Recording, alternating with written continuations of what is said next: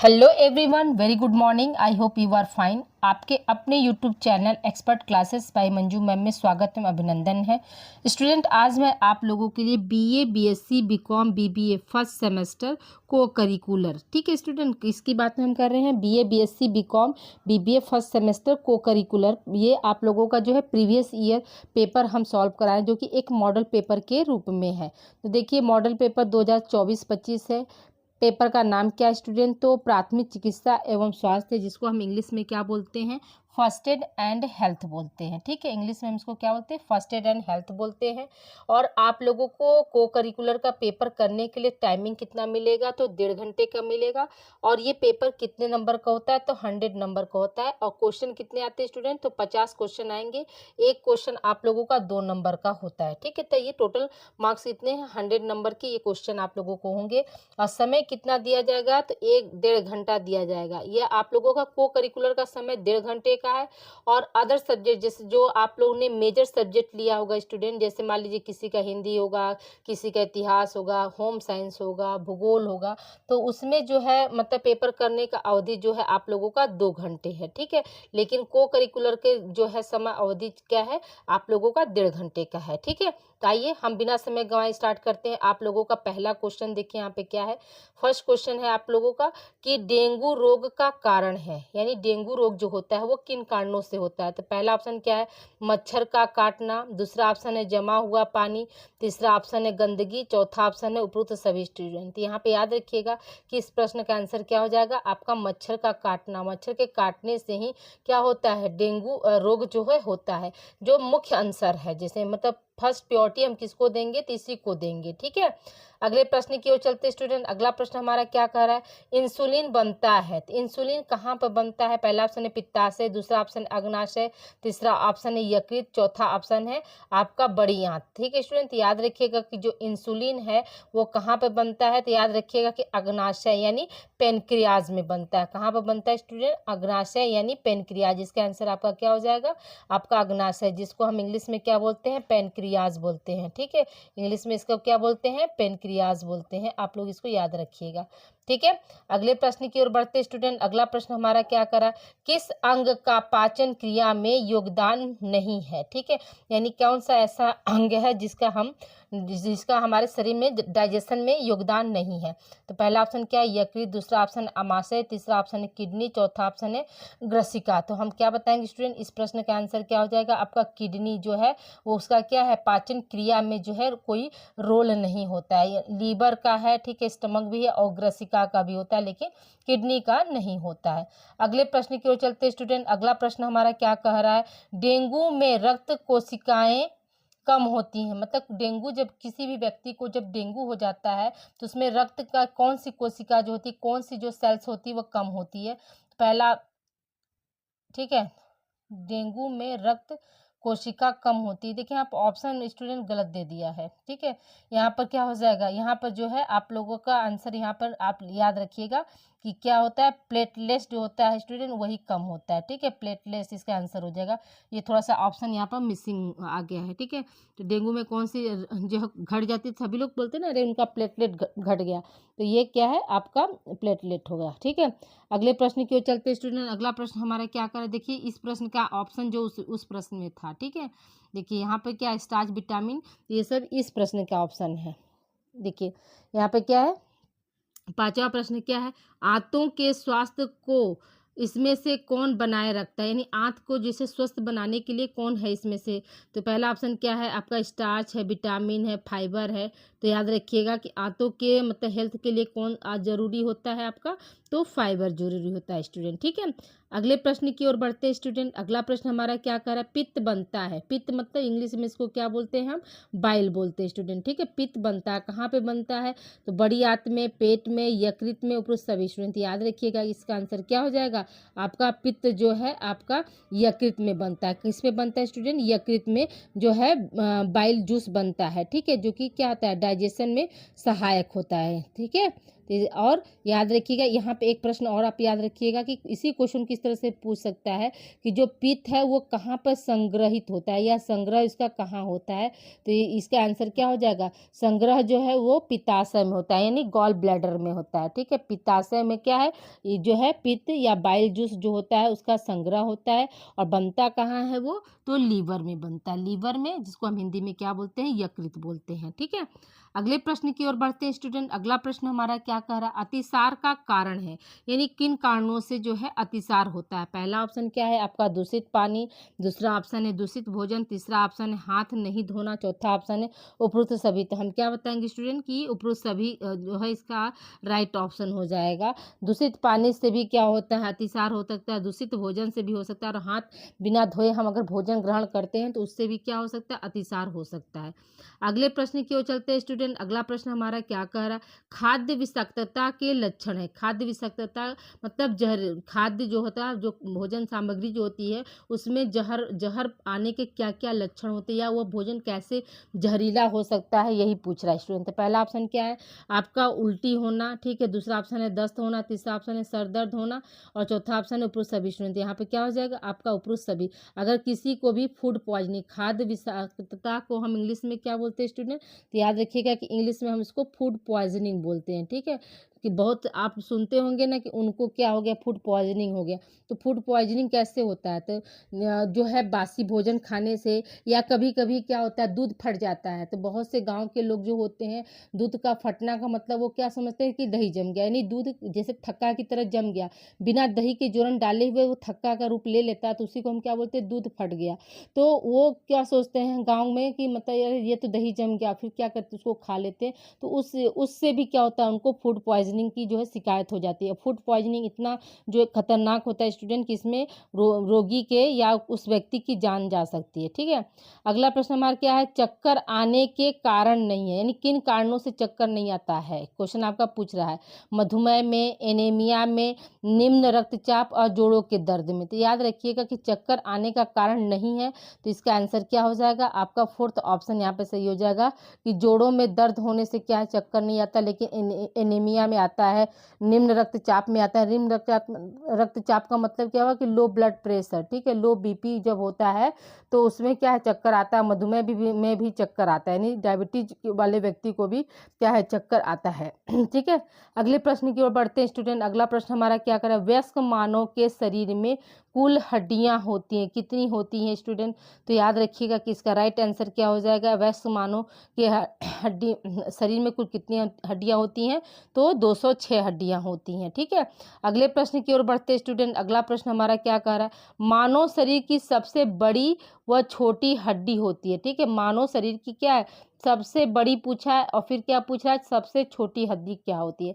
पहला ऑप्शन क्या है, हाथ व कान, तो ये है नहीं, जांग एवं कान। ठीक है, तीसरा ऑप्शन है जांग एवं हाथ, चौथा ऑप्शन है कान एवं जांग। तो देखिए स्टूडेंट यहाँ पर क्या है, सबसे बड़ी पूछ रहा है। ठीक है, सबसे बड़ी व सबसे छोटी। तो सबसे बड़ी क्या होती है आपकी जांग की हड्डी होती है, और सबसे छोटी क्या होती है, कान की हड्डी होती है। ठीक है, तो यहाँ पे क्या हो जाएगा आपका सेकेंड ऑप्शन सही हो जाएगा। बहुत से बच्चे क्या कर सकते हैं, यहाँ पर नहीं देखेंगे, प्रश्न को नहीं समझेंगे, तो वो चौथा ऑप्शन भी सही कर सकते हैं कि कान व एवं जांग। लेकिन यहाँ पे क्या सबसे बड़ी पहले पूछा, तो सबसे बड़ी हमारा जांग हो जाएगा, और सबसे छोटी हमारा क्या हो जाएगा, कान हो जाएगा। ठीक है, अगले प्रश्न की ओर चलते हैं स्टूडेंट। अगला प्रश्न हमारा क्या कह रहा है कि दिल के दौरे के आम लक्षण हैं। पहला ऑप्शन क्या है कि सीने में दर्द, बेचैनी, बाहों में दर्द, और क्या है आपका उपरोक्त सभी स्टूडेंट। यहाँ पे क्या हो जाएगा आपका फोर्थ ऑप्शन सही हो जाएगा, उपरोक्त सभी वाला। ठीक है, अगले प्रश्न की ओर चलते, इस प्रश्न को आप लोग उतार लीजिएगा। दिल के दौरे के आम लक्षण क्या है, सीने में दर्द है, बेचैनी है, बाहों में दर्द, इसलिए उपरोक्त सभी हो जाएगा। अगले प्रश्न की ओर बढ़ते स्टूडेंट। अगला प्रश्न हमारा क्या कह रहा है, मच्छरों के काटने से कौन सा रोग होता है। ठीक है, मच्छरों के काटने से कौन सा रोग होता है, तो हम क्या बताएंगे स्टूडेंट। पहला ऑप्शन क्या दिया है आपका, डेंगू दिया है। ठीक है, दूसरा ऑप्शन चिकनगुनिया, तीसरा ऑप्शन मलेरिया, और चौथा ऑप्शन उपरोक्त सभी स्टूडेंट। यहाँ पे क्या हो जाएगा आपका डेंगू ऑप्शन जो है यहाँ पे सही हो जाएगा। अगले प्रश्न की ओर चलते स्टूडेंट। अगला प्रश्न हमारा क्या कह रहा है, तंत्रिका तंत्र के अंग होते हैं। कौन कौन से जो है अंग जो है तंत्रिका तंत्र के अंतर्गत आते हैं, या तंत्रिका तंत्र के अंग हैं, नर्वस सिस्टम पूछ रहा है यहाँ पे। क्या है, फेफड़े, रीढ़ की हड्डी, मस्तिष्क और हृदय। तो याद रखिएगा तंत्रिका तंत्र के अंग कौन होते हैं, मस्तिष्क होता है यानी ब्रेन होता है। ठीक है, अगले प्रश्न की ओर चलते हैं स्टूडेंट। अगला प्रश्न हमारा क्या कह रहा है, राष्ट्रीय कृत्रिम मुक्ति दिवस मनाया जाता है, कब मनाते हैं, राष्ट्रीय कृत्रिम मुक्ति दिवस हम कब मनाते हैं स्टूडेंट, हम क्या बताएंगे कि आंसर इसका क्या हो जाएगा आपका 10 अगस्त को हम राष्ट्रीय कृमि मुक्ति दिवस मनाते हैं। ठीक है, अगले प्रश्न की ओर चलते हैं स्टूडेंट। अगला प्रश्न हमारा क्या कह रहा है, क्वेश्चन नंबर आप देखिए 16 क्या है कि आपके शरीर का सबसे बड़ा अंग कौन सा होता है। पहला ऑप्शन क्या है, दिल है, त्वचा है, बड़ी आंत है, मस्तिष्क है। यहाँ पे तो क्या हो जाएगा स्टूडेंट, याद रखिएगा कि इसका आंसर क्या हो जाएगा, त्वचा हो जाएगा। मानव शरीर का सबसे बड़ा अंग कौन सा होता है, तो त्वचा होता है। ठीक है, अगर यहीं पर ग्रंथि पूछता है स्टूडेंट तो हम क्या बताते हैं, यहाँ पर ग्रंथि अगर पूछता है कि मानव शरीर की सबसे बड़ी ग्रंथि कौन है, तो याद रखिएगा इसका आंसर आप क्या देते हैं, यकृत है। ठीक है, सबसे बड़ा ग्लैंड क्या है, यकृत है। और सबसे बड़ा अंग क्या है आपका, त्वचा है। क्यों त्वचा हो गया स्टूडेंट, क्योंकि त्वचा पे ही क्या है, पूरे बॉडी पे हमारे क्या है, त्वचा पाया जाता है। ऐसा हमारे बॉडी का कोई भी भाग नहीं जहाँ पे स्किन न हो। ठीक है, इसलिए मानव शरीर का सबसे बड़ा अंग कौन सा हो जाएगा आपका, त्वचा हो जाएगा। ठीक है, अगले प्रश्न की ओर बढ़ते हैं स्टूडेंट। अगला प्रश्न हमारा क्या कर रहा है, आयु फ्लू के लक्षण है, क्या लक्षण होते हैं, तो ये सभी आप लोग जानते होंगे कि उसमें क्या होता है, आंख लाल हो जाता है, आंखों में दर्द होता है, आंखों में सूजन आ जाता है। इसलिए यहाँ पे क्या हो जाएगा आपका उपरोक्त सभी वाला ऑप्शन यहाँ पे सही हो जाएगा। अगले प्रश्न की ओर चलते हैं स्टूडेंट। अगला प्रश्न हमारा क्या कर रहा है, प्राकृतिक आपदा नहीं है, बाढ़ क्या है, प्राकृतिक आपदा है, भूकंप भी क्या प्राकृतिक है, सुनामी भी क्या है प्राकृतिक है, लेकिन क्या है, गैस जो रिसाव है वो क्या है, नेचुरली यानी प्राकृतिक आपदा में नहीं है। ठीक है, अगले प्रश्न की ओर चलते हैं स्टूडेंट। अगला प्रश्न हमारा क्या कर रहा है, समाज पर आपदा के क्या प्रभाव होते हैं, जीवन का नुकसान पहला ऑप्शन है, दूसरा ऑप्शन संपत्ति का नुकसान, तीसरा ऑप्शन है पर्यावरण का नुकसान। तो हम क्या बताएंगे स्टूडेंट, इसमें यहाँ पे क्या हो जाएगा कि अगर कोई भी आपदा आती है तो उसमें क्या है, सभी का नुकसान होता है, नहीं यहाँ पे क्या हो जाएगा आपका उपरोक्त सभी वाला ऑप्शन यहाँ पे सही हो जाएगा। ठीक है, एक बार इस प्रश्न को आप लोग अच्छे से देख लीजिए कि समाज पर क्या आपदा का जो है परिणाम होता है, तो जीवन का नुकसान होता है, संपत्ति भी होता है, पर्यावरण का भी होता है, इसलिए प्रूफ सभी हो जाएगा। अगले प्रश्न की ओर बढ़ते स्टूडेंट। अगला प्रश्न हमारा क्या कह रहा है कि नारी प्रजनन तंत्र का अंग है। ठीक है, नारी प्रजनन तंत्र का अंग है। ठीक है, यहाँ पे क्या अंडाशय है, कंठ है, विसरण है, मूत्राशय है। तो क्या पूछ रहा है कि नारी प्रजनन तंत्र। ठीक है, नारी प्रजनन तंत्र क्या है, तंत्र का अंग कौन सा होता है, तो अंडाशय, जिसको हम इंग्लिश में क्या बोलते हैं, ओवरी बोलते हैं। ठीक है, अगर यहीं पर पूछता है कि पुरुष प्रजनन अंग तंत्र का अंग कौन है, तो हम क्या बताएंगे, टेस्टिस बताएंगे। क्या बताएंगे स्टूडेंट, टेस्टिस बताएंगे, जिसको हम हिंदी में क्या बोलते हैं, विसरण बोलते हैं।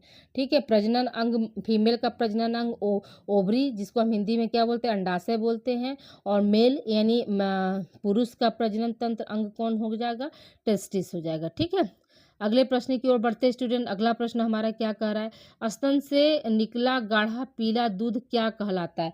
पहला ऑप्शन क्या, प्लेसेंटा, दूध स्राव, कोलेस्ट्रम और इनमें से कोई नहीं।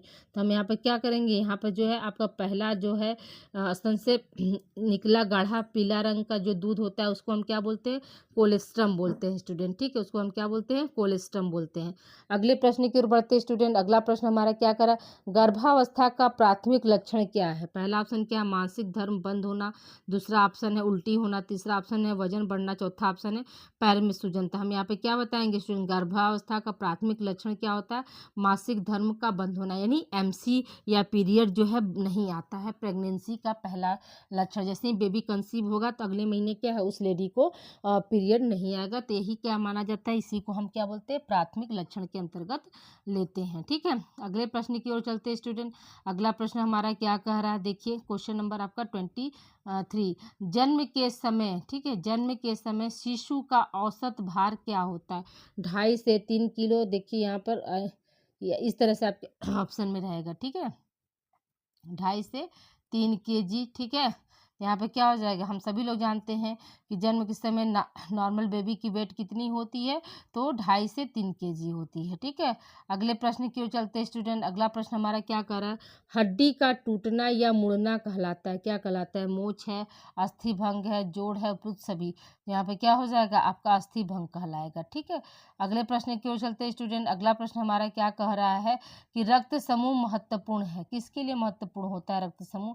पहला ऑप्शन क्या है, रोग का पता लगाने में, एड्स का पता लगाने में, रक्त चढ़ाने में, रक्तदान करने में। तो यहाँ पे क्या हो जाएगा, जो ब्लड ग्रुप होते हैं सबसे महत्वपूर्ण किस लिए माने जाते हैं, रक्तदान के लिए। क्योंकि अगर किसी भी व्यक्ति को अगर रक्तदान करना है, अगर वो किसी पेशेंट को दे रहा है, तो पहले क्या होता है, ब्लड ग्रुप ही देखा जाता है कि वो कौन सा ब्लड ग्रुप का है व्यक्ति। ठीक है, अगले प्रश्न की ओर चलते स्टूडेंट। अगला प्रश्न हमारा क्या कह रहा है, गर्भकालीन अवधि कितने दिनों की होती है। ठीक है, गर्भकालीन यानी प्रेगनेंसी की अवधि कितने दिनों की होती है स्टूडेंट, तो आप याद रखिएगा कि 280 दिनों की होती है। कितने दिनों की होती है, 280 दिनों की होती है। अगर आप लोगों ने वीडियो को लाइक नहीं किया स्टूडेंट, तो वीडियो को प्लीज़ लाइक कर दीजिए। ठीक है, वीडियो को आप लोग शेयर कर दीजिए स्टूडेंट। बहुत से बच्चों को क्या है, को करिकुलर के बारे में नहीं पता है।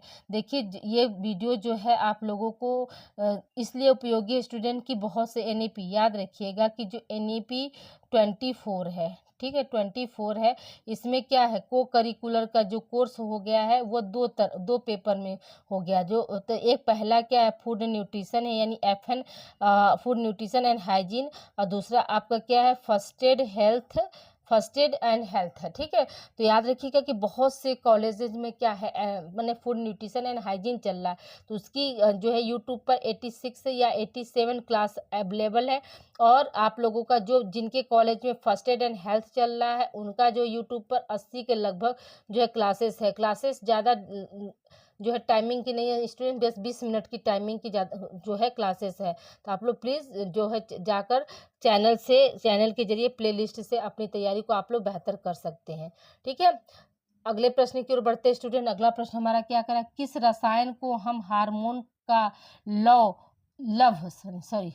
लव के नाम से जानते हैं। तो याद रखिएगा इस प्रश्न का आंसर क्या हो जाएगा, ऑक्सीटोसिन हार्मोन को हम क्या है, मतलब ऑक्सीटोसिन ऐसा रसायन है जिसको हम लव ऑफ हार्मोन कहते हैं। ठीक है, अगले प्रश्न की ओर चलते हैं स्टूडेंट। अगला प्रश्न हमारा क्या कह रहा है कि LGBT में L का अर्थ क्या होता है। ठीक है, L का अर्थ पूछ रहा है, तो यहाँ पे क्या हो जाएगा, लेस्बियन जो है LGBT में L का अर्थ होता है। अगले प्रश्न की ओर चलते स्टूडेंट। अगला प्रश्न हमारा क्या कर रहा है, कौन सी मानसिक अयोग्यता है। ठीक है, कौन सी मानसिक अयोग्यता होगा स्टूडेंट।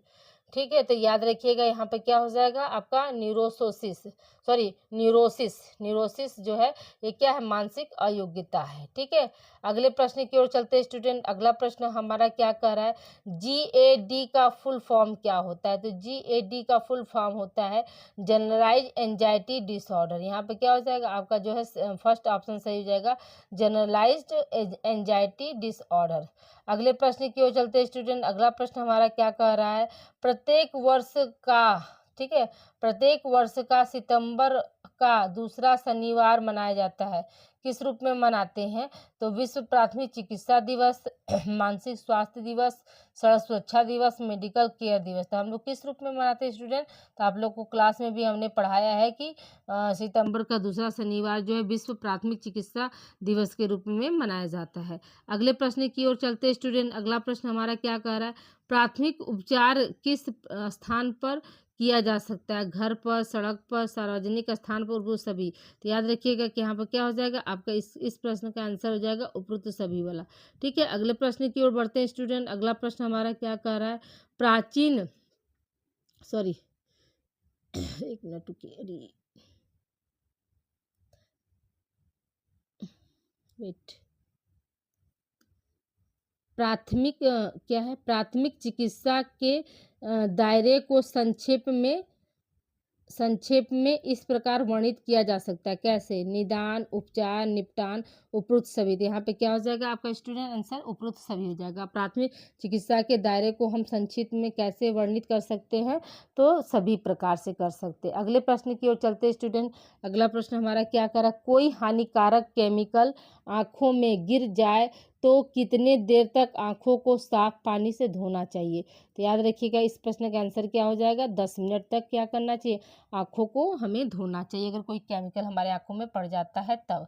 अगले प्रश्न की ओर चलते स्टूडेंट। अगला प्रश्न हमारा क्या है, मानसिक स्वास्थ्य दिवस मनाया जाता है, कब मनाया जाता है स्टूडेंट? 10 अक्टूबर, 10 जून, 20 मार्च, 20 अक्टूबर। तो हम क्या बताएंगे? 10 अक्टूबर को जो है मानसिक स्वास्थ्य दिवस के रूप में हम मनाते हैं। क्या है? 10 अक्टूबर को मानसिक स्वास्थ्य दिवस के रूप में हम मनाते हैं। ठीक है, अगले प्रश्न की ओर चलते हैं स्टूडेंट। अगला प्रश्न हमारा क्या करा? इनमें से कौन सा संवेदी अंग नहीं है? पहला ऑप्शन है जीभ, जीभ तो है, नाक भी है, गला और आंख, आंख भी है, लेकिन गला क्या है? वो आपका संवेदी अंग नहीं है, इसलिए यहाँ पे क्या हो जाएगा? आपका थर्ड ऑप्शन यहाँ पे सही हो जाएगा। अगले प्रश्न की ओर बढ़ते स्टूडेंट। अगला प्रश्न हमारा क्या कह रहा है कि यौन शिक्षा किसके द्वारा दी जा सकती है? पहला ऑप्शन क्या है? माता पिता, भाई बहन, अध्यापक, उपरोक्त सभी। तो यहाँ पे क्या हो जाएगा स्टूडेंट? जो यौन शिक्षा है वो उपरोक्त सभी के द्वारा मतलब विद्यार्थी जो है ले सकता है। अगले प्रश्न की ओर बढ़ते स्टूडेंट। अगला प्रश्न हमारा क्या कह रहा है? प्राथमिक चिकित्सा है, पहला ऑप्शन क्या है? आपातकालीन चिकित्सा उपचार, दूसरा ऑप्शन है गहन चिकित्सा उपचार, तीसरा ऑप्शन एक तात्विक जीवन रक्षक उपचार, चौथा ऑप्शन है उपचार का आकलन करने का नियम। तो यहाँ पर क्या हो जाएगा स्टूडेंट? आपका ये आंसर हो जाएगा कि एक तत्कालिक जीवन रक्षक उपचार। ठीक है, एक तत्कालिक जीवन रक्षक उपचार यानी थर्ड ऑप्शन सही हो जाएगा। अगले प्रश्न की ओर चलते हैं स्टूडेंट। अगला प्रश्न हमारा क्या कर रहा है कि प्रथम प्राथमिक स्वास्थ्य केंद्र की शुरुआत कब हुई थी? तो याद रखिएगा कि प्रथम प्राथमिक स्वास्थ्य केंद्र की जो शुरुआत हुई थी वह 1952 ईस्वी में हुई थी। ठीक है, अगले प्रश्न की ओर बढ़ते हैं स्टूडेंट। अगला प्रश्न हमारा क्या कह रहा है? प्राथमिक स्वास्थ्य केंद्र की अवधारणा को प्रस्तुत किसने किया था? पहला ऑप्शन क्या है? योजना आयोग ने, केंद्रीय स्वास्थ्य परिषद ने, भोर कमेटी ने, मुदालियर कमेटी ने। तो यहाँ पे क्या हो जाएगा स्टूडेंट? भोर कमेटी के द्वारा जो है प्राथमिक स्वास्थ्य केंद्र की जो अवधारणा को दिया गया था। अगले प्रश्न की ओर बढ़ते स्टूडेंट। अगला प्रश्न हमारा क्या कह रहा है? क्वेश्चन नंबर देखिए 40 आपका क्या है? तो फर्स्ट एड एक मिनट, फर्स्ट एड का 3 सूत्रीय नियम कौन सा है? तो पहला ऑप्शन क्या है? 13वें नहीं, airway breathing circulation, airway breathing संचार, एयरवे दवा मेडिकल, इनमें से कोई नहीं। तो यहाँ पे क्या हो जाएगा? फर्स्ट एड में फर्स्ट एड का 3 सूत्रीय नियम क्या है? एयरवे ब्रीदिंग सर्कुलेशन है, एयरवे ब्रीदिंग सर्कुलेशन है। ये सब आपको हमने जो है डिटेल क्लास में ये सारे जो है मैटर आप लोगों को हमने पढ़ाया स्टूडेंट। तो आप लोग प्लीज़, आप लोगों से हम्बल रिक्वेस्ट है कि आप लोग चैनल पर जाकर 80+ वीडियो आप लोगों का फर्स्ट एड एंड हेल्थ का है, तो आप लोग वहां से जाकर चैप्टर वाइज अपने जो है प्रैक्टिस कर सकते हैं स्टूडेंट। और प्लस अभी जो है आज का जो आप लोगों को ये प्रीवियस ईयर का जो मैं मॉडल पेपर दी हूँ उसको भी प्रीवियस ईयर का मॉडल पेपर भी आप कह सकते हैं, या प्रीवियस ईयर जो है हमने सॉल्व कराया है ये भी आप कह सकते हैं। तो जो हम दे रहे हैं उसको भी आप लोग एकदम अच्छे से पढ़ लीजिए, इससे बाहर आपका कोई क्वेश्चन नहीं आएगा। देखिए अब यहाँ पे क्या है, हम प्रश्न को देखते हैं। प्रश्न यहाँ पे क्या कह रहा है? प्राथमिक चिकित्सा के संस्थापक हैं, कौन है स्टूडेंट? तो प्राथमिक चिकित्सा के संस्थापक जो है हिप्पोक्रेटस है। ठीक है, यानी जो है ऑप्शन आपका बी सही हो जाएगा। अगले प्रश्न की ओर बढ़ते स्टूडेंट। अगला प्रश्न हमारा क्या कर रहा है? 42 क्वेश्चन नंबर देखिए यहाँ पे क्या है।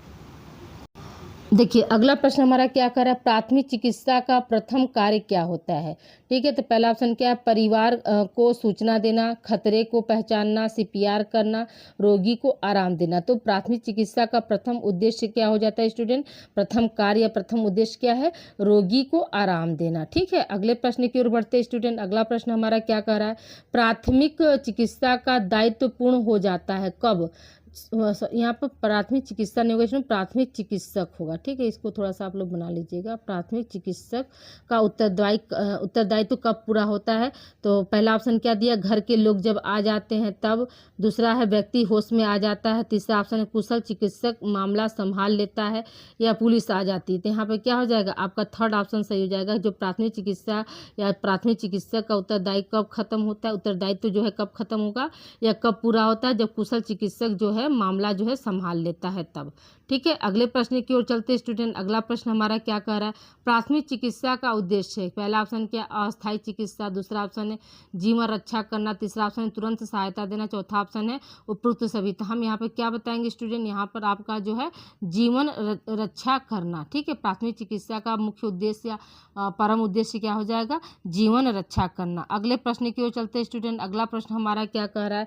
वह चिकित्सालय जो दूर दराज के क्षेत्रों में बस द्वारा चिकित्सा सुविधा पहुँचना है, सुविधा पहुँचाया जाता है, बना लीजिएगा स्टूडेंट, सुविधा दिया जाता है या पहुँचाया जाता है तो उसको हम क्या कहते हैं, तो उसको याद रखिएगा कि चलती फिरती डिस्पेंसरी के नाम से हम जानते हैं। अगले प्रश्न की ओर चलते हैं स्टूडेंट। अगला प्रश्न हमारा क्या कह रहा है कि बीमार या घायल व्यक्ति को ले जाने का सबसे अच्छा साधन क्या होता है। पहला ऑप्शन क्या है, बैलगाड़ी, दूसरा ऑप्शन है ट्रक, तीसरा ऑप्शन है एम्बुलेंस, चौथा ऑप्शन है साइकिल। तो यहाँ पे क्या हो जाएगा आपका स्टूडेंट, थर्ड ऑप्शन यहाँ पे सही हो जाएगा, एम्बुलेंस। ठीक है, अगले प्रश्न की ओर चलते हैं स्टूडेंट। अगला प्रश्न हमारा क्या कह रहा है, क्वेश्चन नंबर आपका क्या है 46। देखिए तो यहाँ पे क्या, चिकित्सा के उपकरण किस प्रकार के होने चाहिए, यानी जो मतलब मेडिकल में जो है जो उपकरण हम यूज करते हैं वो कैसे होने चाहिए, क्वेश्चन आपका ये पूछ रहा है। पहला ऑप्शन क्या है आपका, साबुन से धुले हुए, दूसरा ऑप्शन है स्टेरलाइज, तीसरा ऑप्शन है पानी से धुले हुए, चौथा ऑप्शन है पेपर से साफ। तो यहाँ पे क्या बताएंगे स्टूडेंट, स्टेरलाइज होना चाहिए। ठीक है, अगले प्रश्न की ओर बढ़ते हैं स्टूडेंट। अगला प्रश्न हमारा क्या कह रहा है, प्राथमिक चिकित्सा किट में होता है क्या क्या चीज़ें, जो है प्राथमिक चिकित्सा किट में यानी फर्स्ट एड बॉक्स में क्या क्या चीज़ें पाई जाती हैं। तो पहला ऑप्शन क्या है, बैंडेज, दूसरा ऑप्शन है डिटॉल, तीसरा ऑप्शन है पट्टी, चौथा ऑप्शन है उपरूसबी। तो यहाँ पे आंसर क्या हो जाएगा आपका उपरूसबी। जो भी हमारे घर में, आप सभी के घर में फर्स्ट एड बॉक्स होगा स्टूडेंट, उसमें हम क्या क्या रखते हैं, बैंडेज रखते हैं, डिटॉल रखते हैं, पट्टी रखते हैं, और जितनी भी दवाइयाँ होती हैं वो सारी चीज़ों को हम क्या करते हैं, फर्स्ट एड बॉक्स में रखते हैं। ठीक है, अगले प्रश्न की ओर चलते हैं स्टूडेंट। अगला प्रश्न हमारा क्या कर रहा है, सीपीआर का अर्थ क्या होता है, यानी सीपीआर का फुल फॉर्म पूछ रहा है। तो क्या हो जाएगा, कार्डियो पल्मोनरी रिससिटेशन होता है। ठीक है, यानी इसका पहला ऑप्शन यहाँ पे सही हो जाएगा स्टूडेंट। ठीक है, अगले प्रश्न की ओर बढ़ते स्टूडेंट। अगला प्रश्न हमारा क्या कह रहा है कि AVPU में ए का अर्थ क्या होता है। तो पहला ऑप्शन क्या है, एक्शन यानी कार्य, दूसरा ऑप्शन है सतर्कता यानी अलर्टनेस, तीसरा ऑप्शन एक्टिवनेस यानी सक्रियता, चौथा ऑप्शन इनमें से कोई नहीं। तो हम क्या बताएंगे स्टूडेंट, जो AVPU में जो है ए का मतलब क्या होता है आपका अलर्टनेस होता है। ठीक है, अब यहाँ पर आप लोगों से एक प्रश्न है स्टूडेंट कि आप लोग मुझे जरूर से बताइएगा कि AVPU का फुल फॉर्म क्या होता है। ये हम आप लोगों को डिटेल क्लास में हमने दिया है स्टूडेंट कि AVPU का फुल फॉर्म क्या होता है। तो ए का तो मतलब हमने बता दिया, यहाँ पर आपको तीनों का मतलब लिखना है कि VPU का अर्थ क्या होता है। ठीक है, अगले प्रश्न की ओर चलते स्टूडेंट। अगला प्रश्न हमारा क्या कह रहा है कि सर्प द्वारा काटे गए व्यक्ति को रोकना चाहिए, यानी किसी भी व्यक्ति को अगर सांप काट लेता है तो उसको हम क्या करने से रोकते हैं। तो पहला ऑप्शन क्या है, लेटने से, दूसरा ऑप्शन है सोने से, तीसरा ऑप्शन है चलने से, चौथा ऑप्शन है बैठने से। तो जब कभी भी किसी भी व्यक्ति को अगर सांप काटता है तो आप लोग देखते होंगे उस व्यक्ति को क्या है, सोने नहीं दिया जाता है। ठीक है, सोने नहीं दिया जाता है। क्यों नहीं सोने दिया जाता है, क्योंकि अगर सो जाएगा तो ब्लड सर्कुलेशन क्या होगा, मतलब तेजी से होने लगेगा, तो इसकी वजह से क्या है, पॉइजन पूरे बॉडी में फैल सकता है और व्यक्ति को फिर होश में नहीं लाया जा सकता। इसलिए क्या है, जब भी सांप काटता है तो उसके सांप के जो जहर को रोकने के लिए उस व्यक्ति को क्या है, सोने नहीं दिया जाता, हमेशा उसको जगाते रहना पड़ता है। ठीक है, अगले प्रश्न की ओर चलते स्टूडेंट। अगला प्रश्न हमारा क्या है, इनहेलर का प्रयोग किया जाता है। इनहेलर का प्रयोग हम कहाँ करते हैं, गले में, अस्थमा में, चोकिंग में, सांस न आने पर।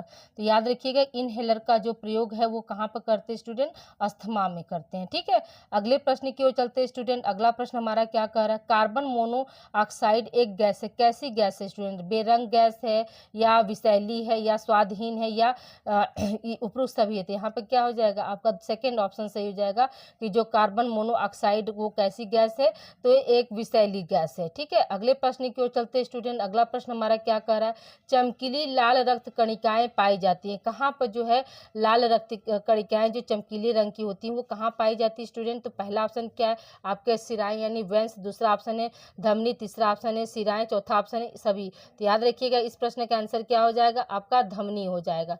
ठीक है, अगले प्रश्न की ओर चलते स्टूडेंट। अगला प्रश्न हमारा क्या कह रहा है, एक सामान्य वयस्क व्यक्ति का सामान्य पल्स रेट होता है, कितना होता है स्टूडेंट। पहला ऑप्शन क्या दिया है, 60 से 100, फिर 40 से 60, 90 से 100 और 60 से 120। तो यहाँ पर क्या हो जाएगा, एक सामान्य व्यक्ति का जो है पल्स रेट क्या होता है, 60 से 100 होता है। ठीक है, अगले प्रश्न की ओर चलते हैं स्टूडेंट। अगला प्रश्न हमारा क्या कर रहा है, जब हृदय सिकुड़ता है तब धमनियों में दबाव कैसा होता है, माने हृदय जब कॉन्ट्रैक्ट करता है, सिकुड़ जाता है या सिकुड़ता है, क्या आता है हृदय में, दोनों ना, हृदय सिकुड़ता है फैलता है तभी तो ब्लड का सर्कुलेशन हो रहा है।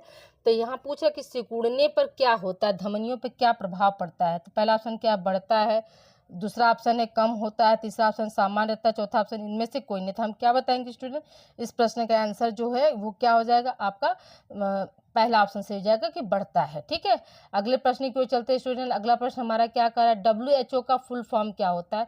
तो आप सभी लोग जानते होंगे WHO का फुल फॉर्म क्या होता है, वर्ल्ड हेल्थ ऑर्गेनाइजेशन होता है। और विश्व स्वास्थ्य दिवस हम कब मनाते हैं, तो 7 अप्रैल को मनाते हैं।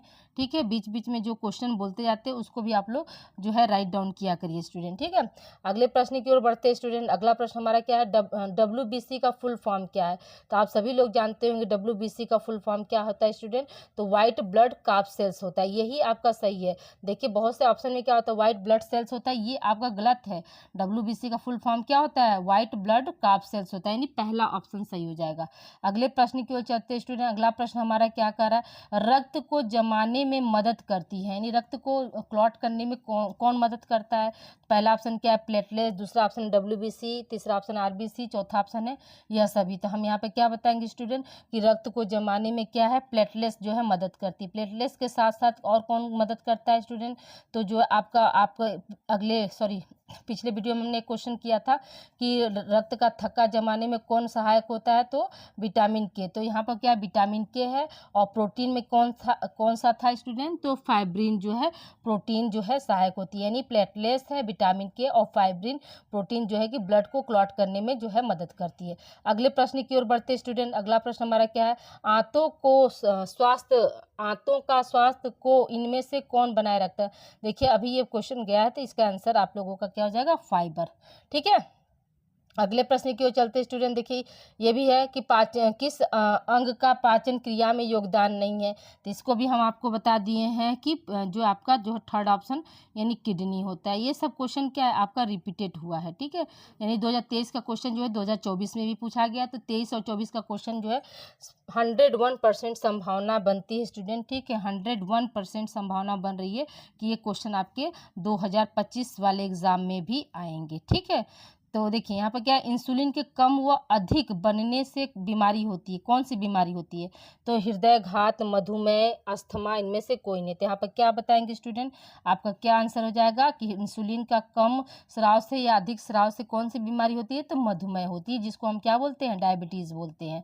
ठीक है, अगले प्रश्न की ओर चलते हैं स्टूडेंट। अगला प्रश्न हमारा क्या कह रहा है कि ORS, ठीक है, ORS का फुल फॉर्म पूछा है। क्या होता है ORS का फुल फॉर्म, तो oral rehydration solution, oral rehydration salt, oral rapid solution, और इनमें से कोई नहीं। तो क्या बताएंगे स्टूडेंट, इसका पहला ऑप्शन सही हो जाएगा, ओरल रिहाइड्रेशन सॉल्यूशन जो है ORS का फुल फॉर्म होता है। अगले प्रश्न की ओर चलते स्टूडेंट। अगला प्रश्न हमारा क्या कह रहा है, क्वेश्चन नंबर आपका 68। देखिए क्या है यहाँ पे, तो 68 क्वेश्चन आप लोगों का कह रहा है, यहाँ पे क्या कह रहा है, तो दिल के दौरे का संकेत नहीं है। ठीक है, तो क्या होता है, पहला ऑप्शन क्या, छाती में दर्द, कंधे तक फैलना, पसीना आना, नाक से खून आना। तो यहाँ पे क्या हो जाएगा, यहाँ पर आप लोगों का जो है सेकेंड ऑप्शन सही हो जाएगा कि दर्द कंधे तक फैलना, ये क्या दिल के दौरे का जो है संकेत नहीं होता है।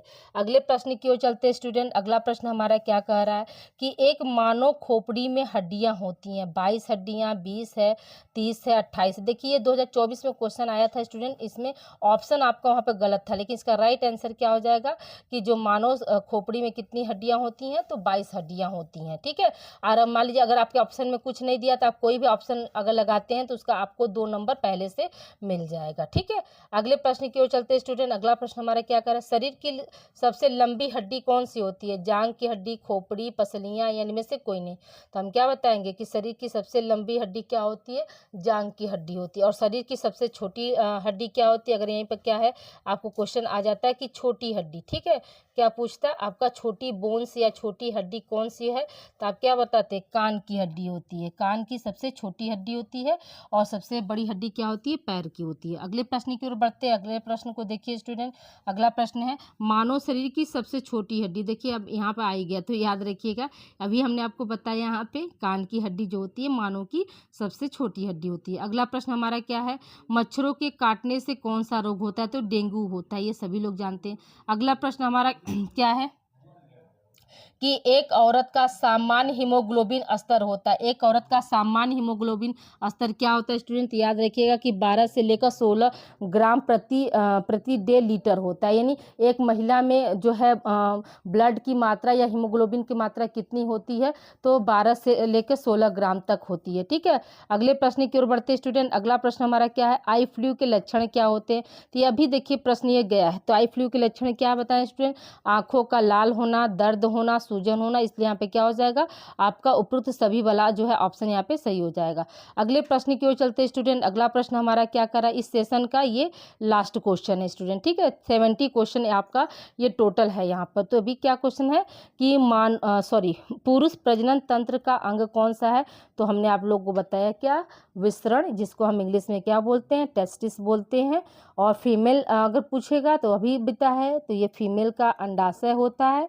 ठीक है, ओके, ये आपका 70 क्वेश्चन हो गया। और इसके पहले आप लोगों को हमने 25 क्वेश्चन का जो है मॉडल पेपर दिया है। तो टोटल आप लोगों का ये 100 क्वेश्चन, आप लोगों का लगभग 100 क्वेश्चन कंप्लीट हो गया। बस ये 100 क्वेश्चन आप लोग पढ़ लीजिए, और प्लस जो डिटेल लेक्चर है आप लोगों का, तो आप लोग क्लास वाइज जाकर वहाँ पर चैप्टर वाइज सारे चैप्टर के हमने क्वेश्चन जो है MCQ कराया है स्टूडेंट। आप लोग वहाँ पर भी जाकर अपनी तैयारी जो है बेहतर कर सकते हैं।